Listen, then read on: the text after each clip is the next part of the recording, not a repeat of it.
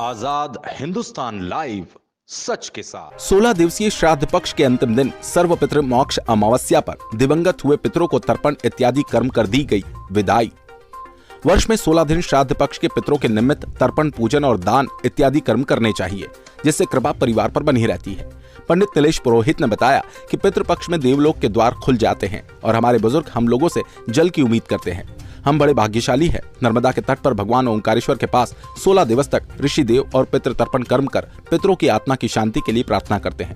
सर्व पितृ मोक्ष अमावस्या पर सभी पितरों की आत्मा की शांति की प्रार्थना कर 16 दिवस तक ये तर्पण कर विदाई दी गई। ओंकारेश्वर से ललित दुबे की रिपोर्ट। और तर्पण का 16 दिवसीय का अंतिम दिन है। आज अमावस्या का दिन है। 16 दिन तक जो भी पितृभक्त लोग अपने पूर्वजों की शांति के लिए तर्पण वगैरह करते हैं, उनको जल देने का कार्य करते हैं, उसका समापन है। आज के दिन ऐसा माना गया है कि जो पितृपक्ष का पितृलोक है वो 16 दिन के लिए ही खुलता है। इसमें समस्त आपके पूर्वज आपसे जल की अपेक्षा करते हैं, तो 16 दिन तक उनको पितरों को जल दान देना चाहिए। कोई अगर 16 दिन तक नहीं दे पाया तो उनकी तिथि वाले दिन दे सकता है, और नहीं तो अमावस्या के दिन आखिरी दिन जरूर से जरूर देना चाहिए।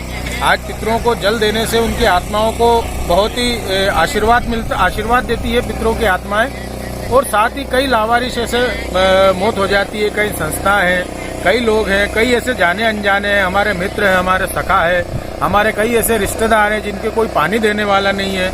वो भी अपने से एक उम्मीद रखते हैं कि हमें भी आज कोई जल दे दे। तो मैं समझता हूं कि आज प्रत्येक हिंदू परिवार को अपने पितरों के नाम से जल दान अवश्य करना चाहिए। हो सके तो किसी भी ब्राह्मण को, गरीब को भोजन कराना चाहिए। बड़े सौभाग्यशाली हैं कि माता श्री नर्मदा मैया के तट पर जन्म का सौभाग्य मिला और यहीं पर कर्म करने का सौभाग्य मिला।